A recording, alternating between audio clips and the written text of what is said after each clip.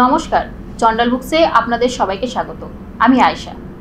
আজ চন্ডাল বুকসের স্টুডিওতে কবি অনুবাদক শ্যামলী সেনগুপ্তের সাক্ষাৎকারের শেষ পর্ব শুরু করব। কটক শহরে জন্ম ওনার, প্রায় ৩.৫ দশকের বেশি শিলিগুড়িতে বসবাস করছেন এখন। দুই রাজ্যের সাহিত্য দুনিয়ার পরিচিত নাম শ্যামলী সেনগুপ্ত। অনেক পুরস্কার সম্মাননা পেয়েছেন। নীরবে সিরিয়াস কাজ করে চলেছেন তিনি। চন্ডালে আবারও স্বাগত ম্যাম। আমার প্রথম প্রশ্ন আপনার কাছে, সমুদ্রের কাছের শহর থেকে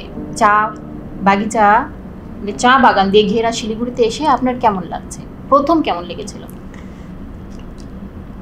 আমি শিলিগুড়িতে আসার আগে চা বাগান কখনো নিজের চোখে দেখিনি।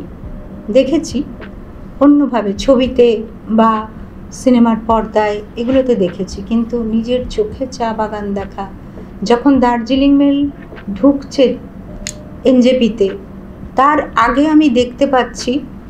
এবং সেই সময়টা ছিল জুলাই মাস, এই জুলাইতেই তো অসম্ভব ভালো লেগেছিল আমার। আমি যেন একটা, মনে হচ্ছে যেন আমি বিস্তীর্ণ একটা সবুজ রঙের কার্পেট পাতা দেখছি। অসম্ভব ভালো লেগেছিল। আচ্ছা, তো আপনার লেখায় নিশ্চয়ই ঘুরে ফিরে উড়িষ্যা, শিলিগুড়ি, পাহাড়, সমুদ্র, চা বাগিচা এসব আসে আপনার লেখার মধ্যে। হ্যাঁ, খুব স্বাভাবিক, সেটা তো আসবেই।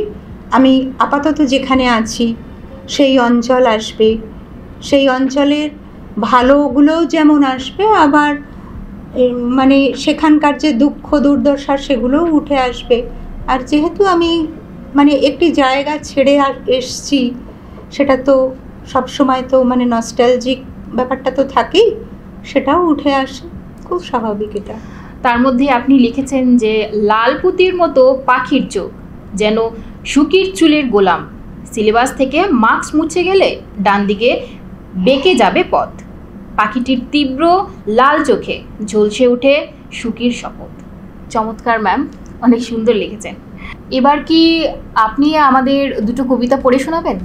হ্যাঁ, অবশ্যই শোনাবো।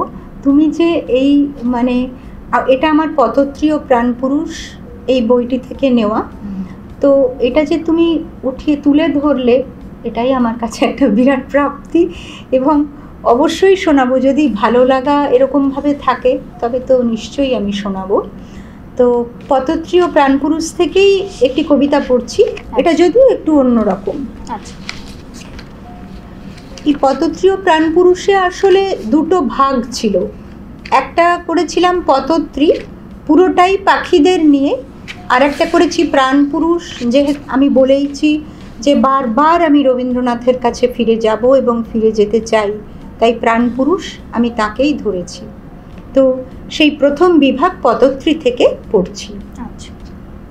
উড়ানে যাওয়ার আগে ডাক দিস, জল দেব, বেড়ে দেব নিবারের কণা, এক আকাশ নীল দেব, অলকার চিঠি বেঁধে ডানা মেলবি, দেব অব্যক্ত দুপুর নোনা জল, এখনো আকাশ খোঁজে যক্ষ প্রিয়া, এই আষাঢ়ে তোর সঙ্গে অলকা সফর।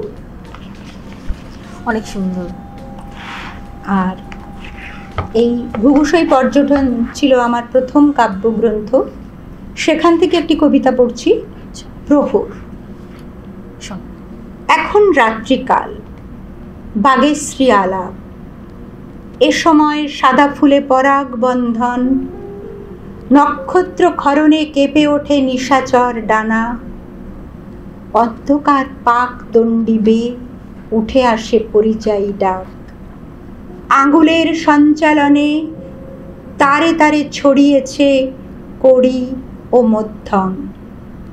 এ সময় আগুন ও শীত পরস্পর সাজ বদলায়, এ সময় স্বপ্নের ভিত অষ্টাদশ পর্বে গাঁথা হয়, অন্ধকার ঘনীভূত হলে এই ক্ষণে তরফের তারে কারুকাজ, এ সময় না বলতে নেই। অনেক সুন্দর ম্যাম, অনেক ভালো লাগলো আপনার কাছ থেকে কবিতা শুনে। ধন্যবাদ। তো এখন কি লিখছেন আপনি? এই মুহূর্তে আমার নিজের কিছু লেখা আছে, যেটা আমাকে মানে উৎসব সংখ্যায় অথবা বইমেলার সংখ্যায় দিতে হবে, এরকম কিছু পত্রিকার কাছে আমার গদ্য লিখতে হবে, লিখছি, কবিতাও লিখছি। আর এই মুহূর্তে আমি অনুবাদও করছি কিছু।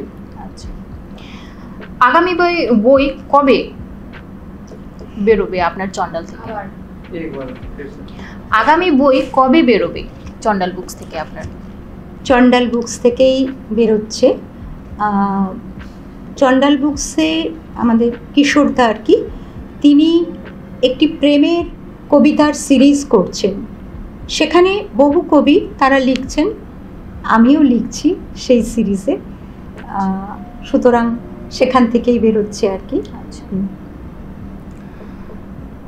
আপনার অনুবাদ কটি প্রকাশিত হবে চন্ডাল থেকে? হ্যাঁ, অনুবাদ আমি এই মুহূর্তে 4টি অনুবাদের মানে কবিতার অনুবাদ আর কি, কাব্যগ্রন্থ, 4 জন কবির 4টি কাব্যগ্রন্থ চন্ডাল থেকে প্রকাশিত হচ্ছে।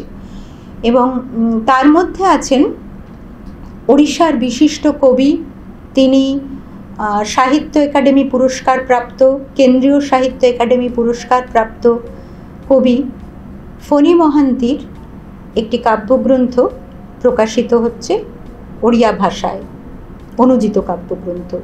এছাড়াও আরও 3 জন কবির কাব্যগ্রন্থের অনুবাদ এই চন্ডাল বুকস থেকেই প্রকাশিত হচ্ছে। আচ্ছা, আপনি যে চন্ডাল বুকস থেকে যেগুলো প্রকাশ করবেন অনুবাদ, হ্যাঁ, সেগুলো কোন ভাষায় আপনি? হ্যাঁ, ভাষাটা তো বাংলা ভাষায়, মানে যেহেতু আমি ওড়িয়া কবিদের কবিতা অনুবাদ করছি এবং সেটা তো তাহলে বাংলা ভাষাই হচ্ছে, বাংলা ভাষাই করছি এবং বাংলার পাঠকদের জন্য আমি করছি। আশা করি ভালো লাগবে সকলের। আপনার নিজের কবিতার বইও কি প্রকাশিত হবে চন্ডাল থেকে? হ্যাঁ, এই যে বললাম, আপাতত তো প্রেমের কবিতার যে সিরিজ, সেখানেও আমিও একজন মানে কবিতা প্রকাশিত হবে এবং পরবর্তীতে নিশ্চয়ই হবে। অনেক অনেক ধন্যবাদ ম্যাম। আগামী দিনে আবার আপনার কাছ থেকে অনেক কিছু কথা শোনার ইচ্ছে রইল। আবার আসবেন নিশ্চয়ই। আমি চন্ডাল বুকসকেও অনেক ধন্যবাদ, তোমাদের সকলকে অনেক ধন্যবাদ জানাই, কিশোরদাকে ধন্যবাদ জানাই এমন একটি আয়োজনের জন্য। মনে রাখবেন, চন্ডাল বুকস মানে লেখক পাঠকের মেলবন্ধন।